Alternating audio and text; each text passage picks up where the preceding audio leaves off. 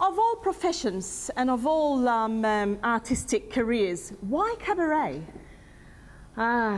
Because it's the freedom of expression. I can do whatever I want on stage, and it's such an intimate performance where the audience is only so far, and you can participate with them, engage with them, and just have a lot more fun than you would, say, music theatre. Music theatre is very kind of distant from your audience, and I think the music theatre sometimes can be very superficial, doesn't leave such a long-lasting impression. Cabaret, on the other hand, it's very provocative. It's very kind of thought-enticing. There's another level that you can take your performance to. Now, there's a few elements of cabaret in cabaret. So tell us about your shows and what elements come in your show.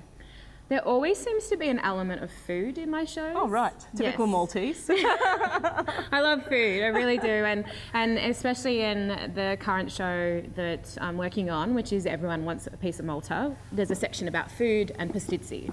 In my last show, there was grapes. It was an Eartha Kitt cabaret, and there was this element of, I sang Uskadara, a Turkish song, which referred to slaves, or well, female women who were quite powerful, and they had these male slaves, and it sounds really weird out of context, but it was this idea that the female would feed the male candy, and so in that show I would kind of ride a guy on his hands and knees where there'll be like a camel and feed them grapes, but there's always been an element of food because that's just it's a universal thing. Everyone can engage with that element.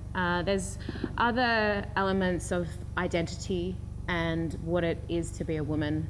They're things that are really important to me because that's my politic, really. So that's what I'm going to talk about, those experiences. So there's storytelling, there's always a bit of dance, there's song, and audience interaction. So my shows kind of, they're based on something, an experience that I've had, and once I reflect on it, I would find repertoire that I think, oh, well, this would really form a show. This would be something quite unique and something that an audience would definitely want to engage with. The Malta one, that just came from being at university, and I wanted to write a cabaret. And a friend of mine said, well, why don't you start with you? What makes you you? This idea of being Maltese. And I really thought about it. I thought, wow, I know so many of my friends that don't know where Malta is. I didn't even have an idea of where it was, and I just came back from Malta. So I thought, let's write a show. And I took out my travel diary and went on this adventure of Malta, but also when I was there, the experiences I had about accepting who I am and this idea of what it means to be exotic. Having written a show about Malta, does that mean that you relate to your Maltese culture and background more than your Serbian background? No, I think it's very insightful having gone to Malta. I think the Maltese, it's a very interesting culture. I think the Serbian culture is pretty straightforward. I mean, they've had a lot of heartache in their history. But the Maltese one is really interesting. Interesting for many reasons, that it was an entrepot in the Mediterranean and everyone's had a piece of it. Hence why I called the show Everyone Wants a Piece of Malta.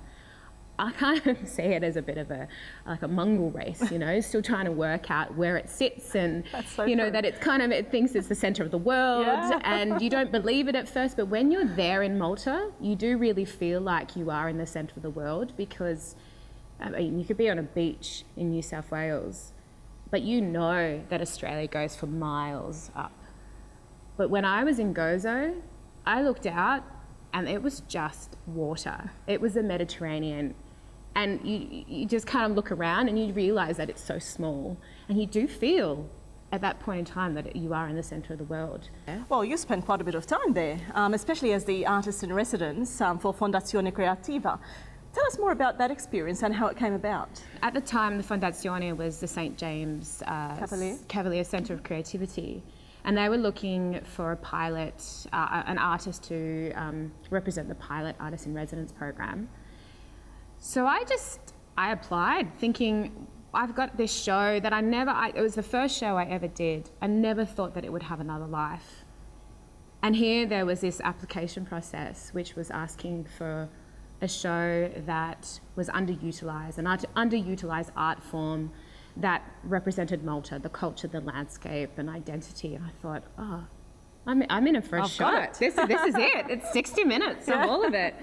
And I was really wanting to, there was a few things that I wanted to hone in a bit more about the Maltese culture. So I applied, and then I received my offer to be the inaugural artist in residence to trial out the program, the first one. Yeah, and then I got to perform the show in Carnival, and I really thought, I really don't know how the Maltese are going to accept my show, because it's not your conservative show, and to then be performing it in a pub in Ala, in the main square, in front of the locals across from the church, and here I am calling Malta the whore of the Mediterranean, and then taking my clothes off. It's all demure. I'm in a corset, but there was lots of the Maltese that went, oh yes, my hey, like oh la la, like they've never seen this ever happen. They don't know what cabaret is. So it was for them. I was taking them on my journey. It was just, I felt like I was with my people. Yeah. Now, the reviews have been awesome. You had tremendous reviews. Obviously debuted in Malta. Yes. And the show also encompasses Eurovision. Now, you know how Maltese are passionate about Eurovision. So tell us more about this Eurovision bit that you've got in the show and how it was, the reactions that you got. Yeah, so I take a couple of the well-known Eurovision numbers, and then I decided to write my own Eurovision number, Vertigo.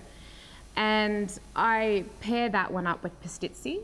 So this idea that, because I currently live in Sydney, that everyone exercises more than they eat. So people found it amusing that I was pairing up Vertigo and talking about Pastizzi at the same time. And for the Maltese, you got to show us what you did. So come on, tell us.